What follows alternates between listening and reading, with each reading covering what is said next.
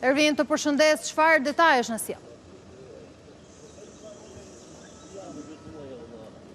Ju përshëndes, në fakt në gjykatën e posaçme pritet që të mbahet edhe seanca e radhës nga minuta në minutë nisja e kësaj seance për sa i përket edhe pra aferës korruptive të asaj se çfarë është quajtur pra privatizimi i ish kompleksit sportiv Partizani, ku pas disa muajsh taktika si duket dhe shtyrjes do të jetë gjykata e posaçme që do të vendosë përfundimisht nëse kjo seancë pra për Sali Berishën dhe dosja e tij hetimore do të kaloj apo jo për gjykim pas mbylljes edhe të hetimeve nga ana e prokurorisë së posaçme. Do të jetë gjykatësia e posaçme Florela Davidi, e cila do të japë edhe një vendim nëse dosja e hetuar nga ana e prokurorisë së posaçme do të kaloj për gjykim në ngarkim të Sali Berishës, dhëndrit të tij Amarbër Maltezi dhe 3 biznesmenëve të tjerë, ku në minutat në vijim do të kemi pra edhe nisjen e kësaj seance, sigurisht edhe marrjen të një vendimi përfundimtar për sa i përket kësaj çështje pra të privatizimit të ish kompleksit sportiv Partizani. Kujtojmë se Sali Berisha është në hetim për sa i përket edhe veprave penale të korrupsionit së bashku me dhëndrin e tij Amarbër Maltezi, ku në kohën kur ai ka qenë pra në qeveri,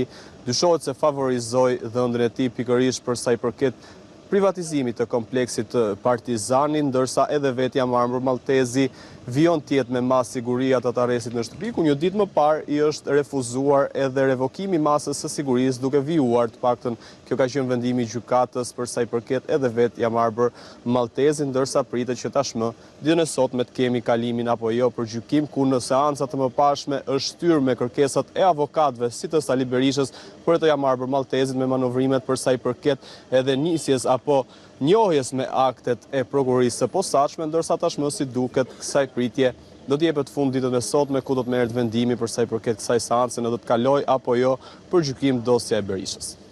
Ervin Leka, të falenderoj shumë për raportimin e drejt për drejt.